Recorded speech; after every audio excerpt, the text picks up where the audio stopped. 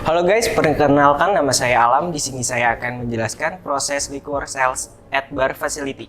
Mari kita simak. Liquor adalah minuman beralkohol yang tidak memiliki rasa dan diperoleh dari proses fermentasi buah anggur, biji-bijian, kentang, beras, dan lain-lain.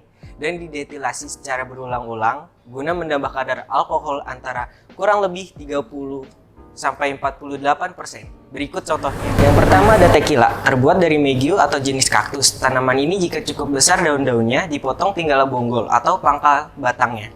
Diperas dan diambil getahnya lalu difermentasi hingga dapat menghasilkan minuman yang disebut Polque. Polque megiu brandy atau fine mezcal.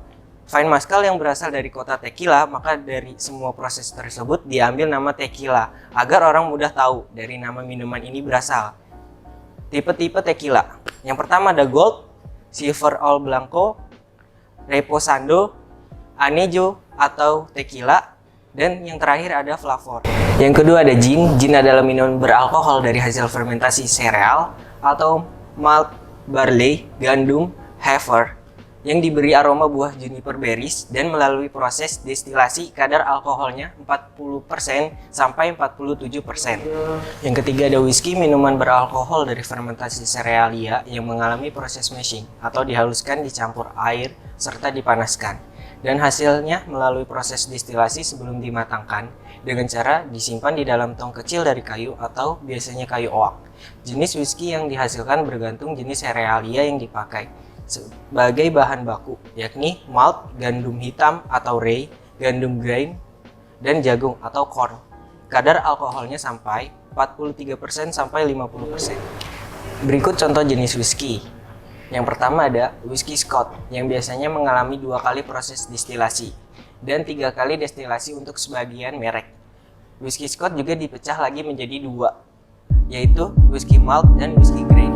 Yang keempat ada vodka, asalnya dari Rusia, Lithuania, Ukraina, Polandia, namun sekarang banyak vodka yang telah diproduksi oleh negara-negara lain seperti Swedia, France, Amerika, dan lain-lain. Vodka biasanya berkadar alkohol 35% sampai 50%, walaupun rata-rata Russian vodka berkadar alkohol 40% atau 80%. Dan menurut tradisi di Eropa Timur, vodka dikonsumsi tanpa menggunakan mixer atau bahan campuran.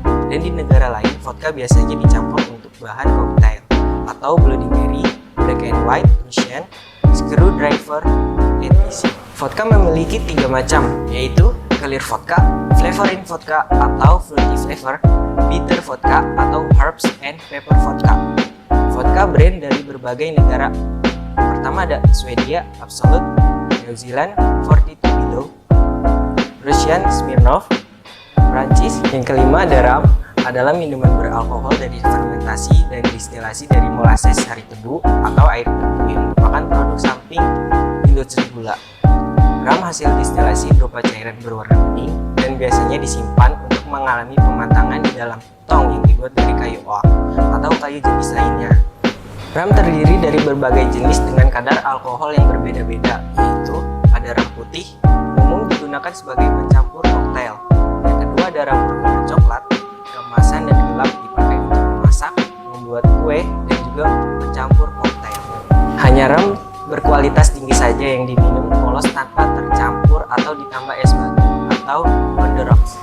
Lalu kemudian ada liquor, adalah minuman beralkohol yang memiliki rasa manis dan diperoleh dari proses fermentasi buah anggur, biji-bijian, kentang, beras, dan lain-lain, dan didestilasi secara berulang-ulang guna menambah kadar alkohol antara kurang lebih 38%. Contohnya ada Bols dan Pernod.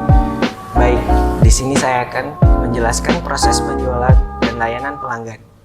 Yang pertama senyum, lalu lakukan kontak mata dengan setiap pelanggan. Gunakan nama pelanggan jika diketahui. Lalu ikuti prosedur untuk penanganan uang tunai, pemrosesan penjualan, pemberian kembalian.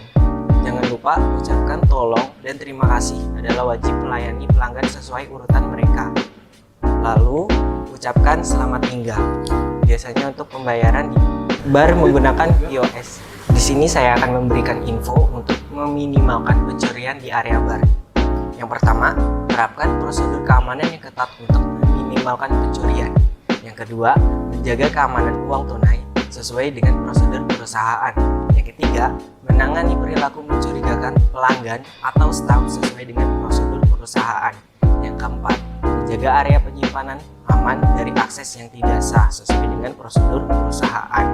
Dan yang terakhir, pengawasan CCTV yang ketat. Baik teman-teman, sekian penjelasan dari saya, semoga dapat dipahami. See you next video, bye-bye.